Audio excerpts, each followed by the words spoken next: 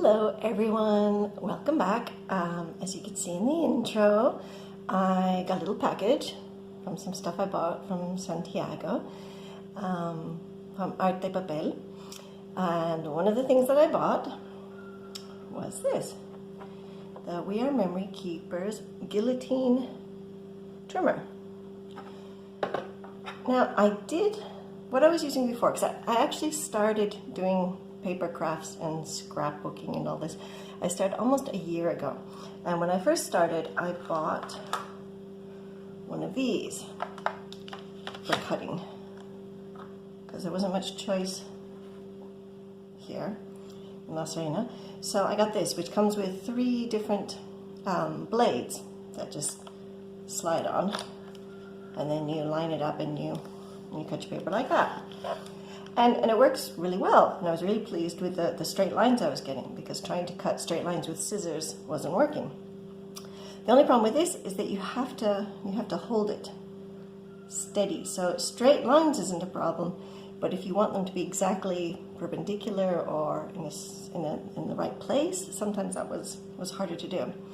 But it still works, and it's good for big pieces because it has goes up to 30 centimeters. So it is good, but I wanted something that I could quickly cut pieces, because with this I always have to line it up and hold it, and it's not that quick. So I was looking at the different kinds of trimmers, and I saw this one.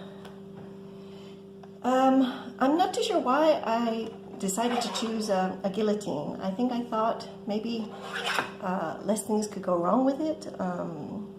Maybe the blade would last longer than the little tiny blades in the other things, even though I think you can buy replacements. And I just like the look of this one as well. I went and looked at some other guillotines that were available here in La Serena. There were some very cheap ones, and there were some more expensive German ones, I think. But they were much bigger.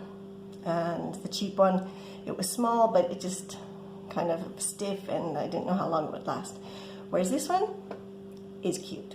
Very cute. And after buying this, which, I mean, you can see the kind of the size, this is very small as well, and it's just so easy to take around when I go places. I mean, the scoreboard is a bit tricky if you have to score something that's longer than this, but it's still doable. So I was so pleased with this. I thought, well, something small for cutting would probably work well. So I haven't played with it much since I only just got out of the box yesterday. It still has, there's a little bit of plastic here, to protect it, and I'm just going to leave that on for now, just because. But from what I've been experimenting with, it works well. I'd say the only complaint I have is that it's in inches at the top and the centimeters at the bottom. But the centimeters at the bottom, there's nothing to guide it, so it would slip out easily. Whereas up here, you have a nice guide. So, just to demonstrate how easily it cuts, you can line it up and count out how many inches, how big of a piece you want. So like if I wanted this to be 4 inches, cutting it there would give me 4 inches. The other way you can do it is if you have a line, like if I want to cut the white off of here, you just have to line it up exactly with the middle blade at the bottom here. So if I just hold that there and look there, like that,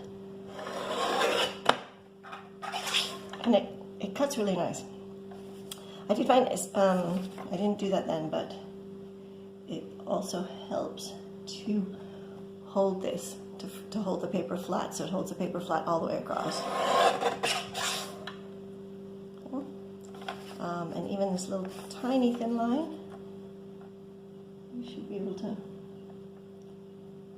get off, holding that there. Just leave it down while I'm doing it. And here's a little of a lump there, so I'll take a little bit extra off of there. You have to remember to lift this up all the way as well, because sometimes you forget and it just doesn't go through. So you have to, let's see, where do I want to do it? I think about there would be good.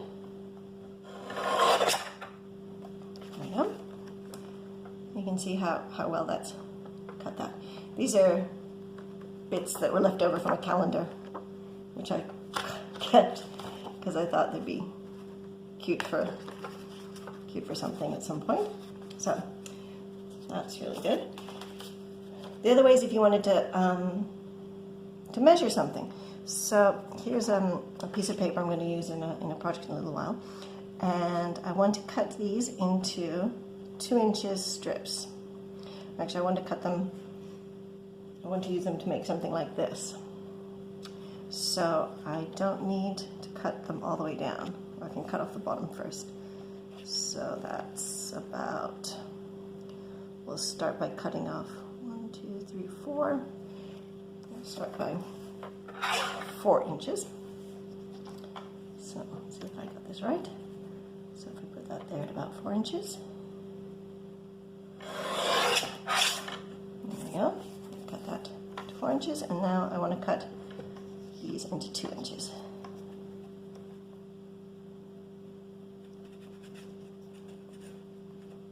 So how do I do that? I have to do 4. Yep, get it lined up straight. 4, and then 2. I did find this was a bit difficult if you're cutting something smaller than the 2 inches, whether you just have to lift it up, this to hold, just to get it lined up straight. That's a bit, I can't quite see if I'm getting that straight there. I think that's straight.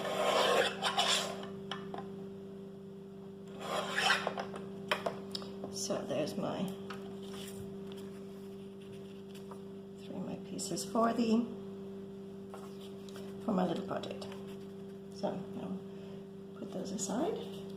So all in all, I think this is a really nice little tool, and I think it's going to be very helpful for trimming. I mean, it's quite lightweight. I mean, the side with the blade's a bit heavier. It feels solid. Doesn't feel like it's going to fall apart like some of the other things I've seen. And with the screws here, and there's also screws on the blade there, means it could always maybe be replaced, or if the blades need sharpening. Although I think I saw somewhere that this is actually self-sharpening as it cuts. So we'll see. We'll see how long it lasts. So thank you for stopping by. I am going to continue with another video using these to make one of these. So if you would like to see how I'm making these little things, these little tags, you can pop over to the next video. Ciao!